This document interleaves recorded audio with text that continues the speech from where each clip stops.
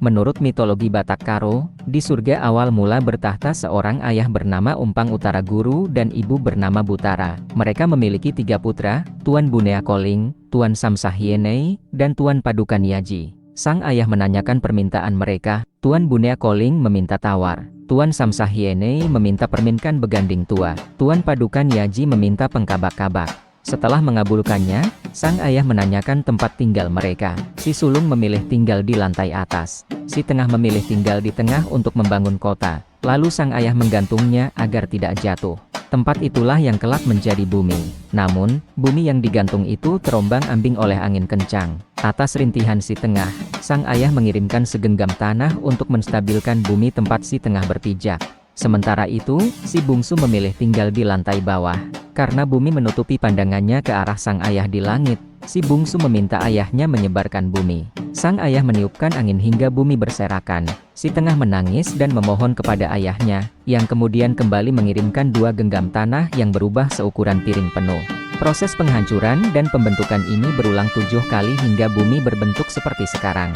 Konflik memuncak ketika si bungsu kembali ingin menghancurkan bumi. Si tengah merespons dengan menusuk si bungsu menggunakan pedang baja menembus bumi hingga ke dunia bawah. Untuk menguatkan bumi, si tengah menancapkan 8 pilar besi, meletakkan batu-batu besar di atasnya, lalu melapisinya dengan berbagai jenis tanah. Setelah bumi stabil, si tengah membangun rumah bernama Silindung Buah dan mengambil seorang wanita misterius menjadi istrinya. Suatu hari, seekor ayam terbang dan hinggap di atap rumah mereka. Sang istri memukul ayam itu dengan setrika hingga mati. Ayam yang mati itu disebut Manukar Jen Krijan, secara gaib berubah menjadi berbagai elemen dunia. Kepalanya menjadi hulu balang, paruhnya menjadi penjabau, temboloknya menjadi mangkuk emas, perutnya menjadi emas dan perak murni. Bulunya menjadi pepohonan, ekornya menjadi tebu, ususnya menjadi sumber pangan bergizi, bulu sayapnya menjadi tanaman obat salin juang, kakinya menjadi obat tongkei resempilet, dagingnya menyatu dengan bumi, dan darahnya menjadi air. Bumi pun semakin padat oleh keturunan si tengah.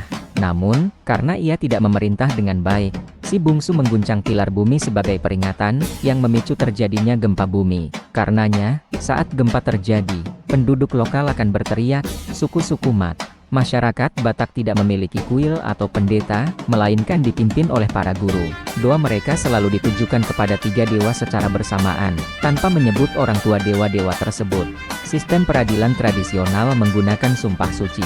Pengambil sumpah akan memakan campuran beras mentah, garam, kunyit, lada hitam, air, dan tuak, lalu bersumpah, dengarlah, kalian bertiga, jika aku berbohong, biarlah beras, garam, kunyit, lada, air, dan tuak ini membunuhku. Pendidikan dilakukan secara privat oleh para guru, yang terbagi menjadi 3 tingkatan. Guru, mengajar baca tulis aksara. Guru pak-pak pertandang, ahli pengobatan, diagnosa penyakit, sihir, dan jimat. Guru penawar, ahli taktik perang dan kekebalan mistis. Untuk penyakit berat yang tak tersembuhkan, para guru akan melakukan ritual tipuan dengan memotong pohon pisang menyerupai orang sakit, mengkafaninya, lalu menguburnya dengan tangisan keras untuk mengelabui roh jahat. Mereka percaya bahwa orang mati menjadi begu yang menetap di rumah atau melayang di udara. Begu baik yang jahat maupun baik dapat mengendalikan nasib manusia, menyebabkan penyakit, atau memberikan keberuntungan. Untuk berkomunikasi, seorang guru akan memanggil begu masuk ke tubuhnya melalui tarian, musik, dan persembahan sesajen. Menurut tradisi lisan, praktik pemanggilan roh ini berasal dari mitos kuno tentang Saduaman, si Raja Bulan, dan si Raja Bulan Pukul Cpi. Suatu ketika, si Raja Bulan tenggelam di laut demi menangkap seekor ayam gaib permintaan seorang wanita bernama Si Dayang. Untuk memberitahu ibu si Raja Bulan bahwa putranya telah tiada, Si Dayang memainkan gendang dan menari hingga begu si Raja Bulan merasuki tubuhnya. Si Dayang pulalah yang pertama kali mengajarkan ritual sesajen yang dibawa ke atas bukit untuk memuaskan roh demi menyembuhkan penyakit dan rasa takut. Di dalam rumah komunal Batak, sebuah rak besar untuk menyimpan peralatan dapur digantung tepat di atas perapian. Terkadang, 2 keluarga harus berbagi satu perapian yang sama.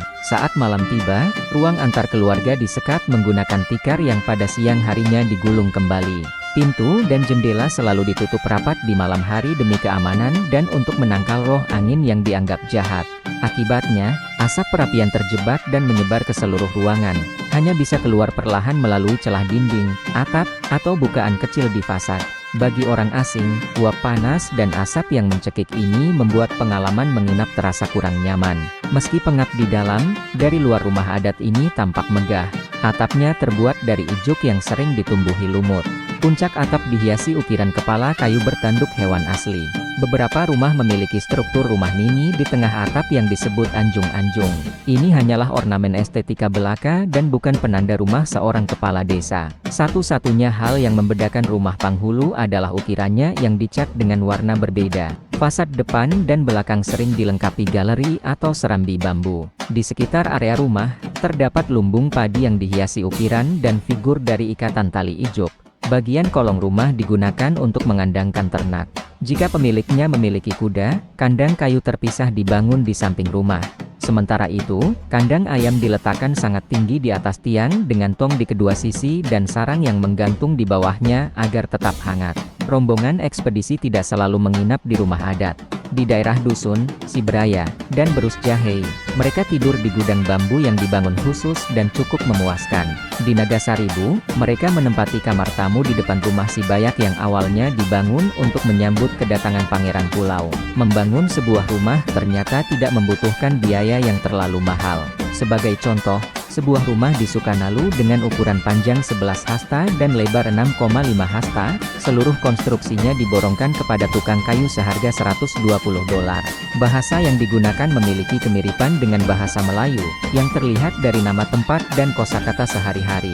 Pengaruh Jawa sangat kental terlihat pada sistem angka 1 hingga 10, sada, 2, telu, 4, 5, enem, pitu, wolu, 9, 10. Masyarakat Batak memiliki aksara sendiri yang ditulis dari bawah ke atas dan dari kanan ke kiri. Namun, tidak ada satu bahasa Batak yang seragam. Bahasa di wilayah ini sangat beragam dan tidak saling dipahami antar wilayah. Dari purba ke timur menggunakan bahasa Karau-Karau. Di Tren sendiri ada bahasa lain. Di pesisir utara danau menggunakan Touba, di pesisir selatan menggunakan Pakpak, dan di pegunungan barat Daat Tengging menggunakan bahasa Alas. Tulisan-tulisan Batak kuno hanya membahas ilmu pengobatan, sihir, astronomi, dan prediksi hari baik atau buruk. Mereka tidak memiliki literatur sejarah tertulis. Sejarah hanya diwariskan secara lisan oleh para tetua tentang apa yang terjadi pada masa hidup mereka atau satu generasi sebelumnya.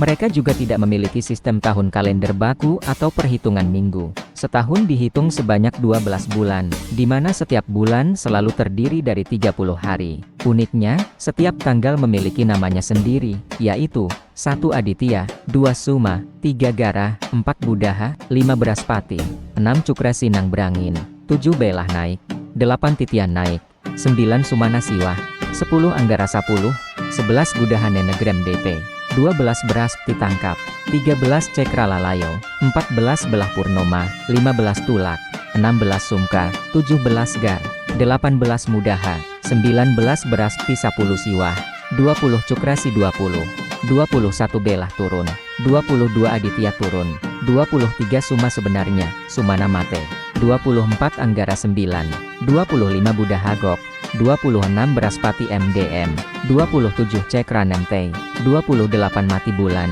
29 Delen Bulan, 30 Samisahara. Dari segi moral dan etika, ajaran didasarkan murni pada petuah turun-temurun.